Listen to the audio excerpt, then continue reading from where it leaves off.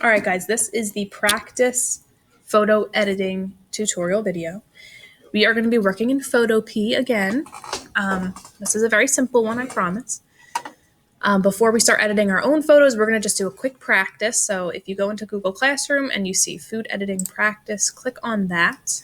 And I typed everything out. If this is how you do it better, there's only 4 things. If you would rather read the directions instead of watching the tutorial, that's fine. But I will show you both. So you're going to click on this burger image right here. We're going to use this one. It's a stock photo. And if you click this open with button, Photopea should just pop right up. But if it doesn't, you can click connect more apps and then you should be able to search for Photopea in there. If you have trouble with that, just let me know, but it should just work fine. Okay, beautiful. The first thing that we want to do is duplicate this layer. So to do that, we are going to click layer at our top toolbar and then duplicate layer. So now we have 2 just in case. So on this background copy, we are going to start with curves. I believe we touched on curves a little bit in the beginning, but now we're going to just take a little bit of a deeper dive into it. So to work on the curves, we are going to click on image at the top, adjustments, and curves is the third one down. And it comes up with this little box here. So I'm just going to move this over so I can see my burger. And you're going to make 2 dots. You're going to make one down here at the bottom and then one up here at the top. Now the curves sort of add more contrast to our photos. So if you pull, the further you pull this one up, the lighter it's going to get. If you pull it down, it gets darker. So I'm going to make like a little S on mine to kind of have this stand out a little bit. It's really up to you how you want it to look. If you want to make it look super edited or, up to you. This is just practice. So there's really no right or wrong, I guess you could say. There we go. That works for me. Then when you're finished, you can click OK. And there you go. Curves is done. Check. All right. The next one we're going to do is color balance. Color balance is at the top toolbar. We click image again, adjustments, and color balance is in this middle section here. So click on that. And I'm going to move this over.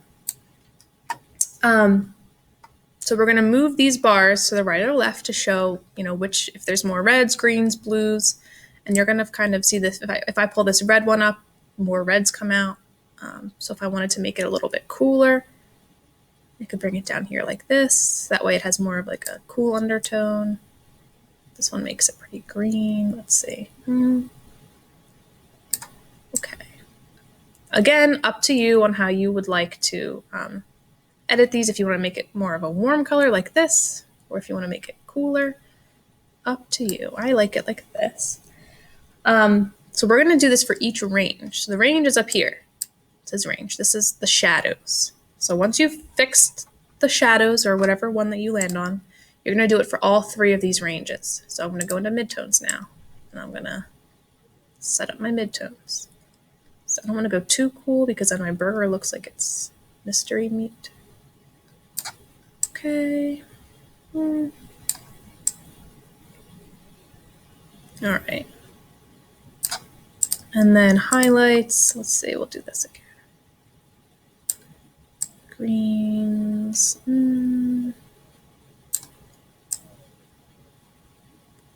Not really into the highlights too much.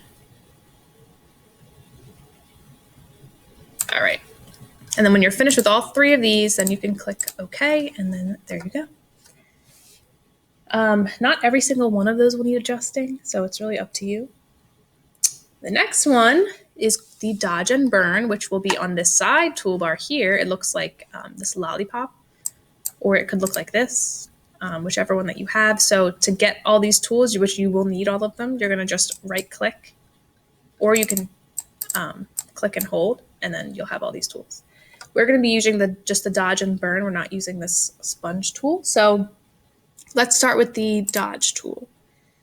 The dodge tool is going to give highlights. So what we want to do is we want to go up to our top toolbar here and make sure that our range is on midtones. We want it to be on midtones. And we want to make sure the exposure stays at 50. You can use the brackets on your keyboard to make your brush bigger or smaller. You can make it bigger or smaller, however you want to do it. And then we are going to click on the areas that you would like to highlight. Every time you click, it's going to get lighter and lighter. So if I wanted to like highlight this piece of the onion, every time I click over it, it's going to get brighter and brighter. I'll add a little bit of highlights. There's already some things that are highlighted, so I'm just going to kind of go over them. See if I click, you can see that if, watch, if I go over here and I click it a million times, it's going to get lighter and lighter each time, which I don't want to do that. And if you mess up, you can click Control Z to undo, and that should just undo it fairly quickly. Again, up to you where these highlights are going to be. I'm kind of just going over where I think that it's already highlighted a little. Did not like that. Just a couple places. Okay, that looks good to me. All right, maybe I'll bring this over a little bit more. You can kind of see that it kind of like looks like you're adding circles. So if that's the case, you might want to make your brush like bigger or smaller. That way it kind of hides the fact that they're large circles.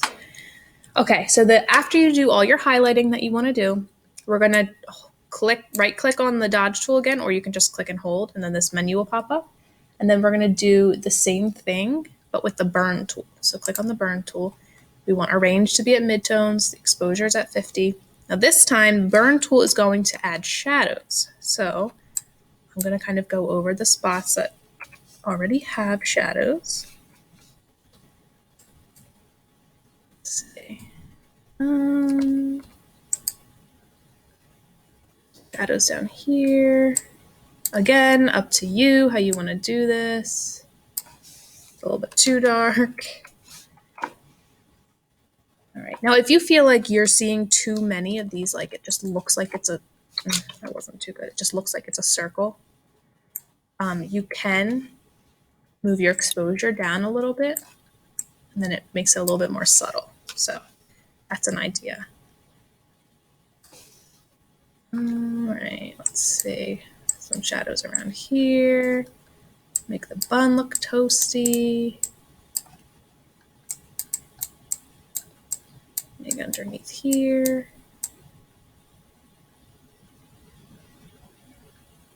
So it's really up to you. Looks a little bit burnt, I think. Okay. Where else? There's some shadows in here. Get the contrast. A little bit of the cheese. It's making me hungry.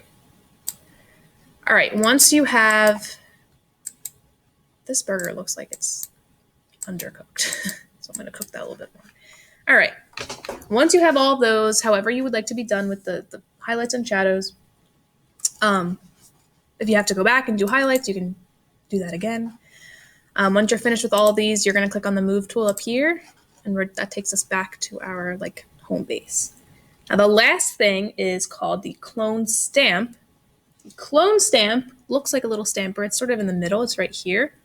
It says clone tool. So if I right click or oh, there's just one. Okay, good. So all you have to do is click on the stamp tool. So what you're going to do, this is to remove blemishes. So we've done this before with the photo editing on the person to get rid of pimples or hairs or something. So what you're going to do, if you want to, might make my brush a little bit bigger. So let's say I wanted to get rid of one of these seeds. What I would do, I would hold down the Option key, or I guess the trying to think of what the Chromebooks have. I think it's the Alt key that they have too. Okay. So right on this one that I'm using now, it's the Alt key. So either Alt or Option. I don't know, whichever one that you have. So you're going to hold down that key and you're going to click somewhere that you want. So I'm going to click around this area right here because there's no seeds. Okay, so then look, when I move this around, this area was just selected. So let's say I want to get rid of this seed up here. Then I would just kind of paint over it, and then it would show that it's gone. See, this one only really works when you're using like a very small area, so you can kind of see that there's like a bit of a edge here. So I would kind of be very careful on where you are clicking from. So let's see. You might have to click it a few times. So like if this one up here, you kind of have to use it as like an eraser almost. That way it can blend. And then maybe I want to blend part of this underneath, so it looks a little bit more blended. Something like that. So you can get rid of those seeds if you would like. Or if I wanted to kind of get rid of some of these little specks in the burger, I could do the same thing, hold down the Alt or the Control key, and then I could just mask over the sections that I don't want. There you go. And it kind of just blends right in. All right, so, and again, if you want to make this bigger or smaller, you would just use your bracket keys again. Well, let me get rid of this. I don't like how that looks. Okay. And there you go. So you can barely even tell anything's there. All right, so that's all the tools that we're going to be using. That's it. We're just practicing. What you're going to do when you're finished with your edited version, you are going to click File, Export as JPG, and we are going to save it. And then once you get into Google Classroom, please just upload it there, or you can send it to me in an email if that's easier. And that is it. We will be editing our own photos after this, so please make sure that you do a good job on this one.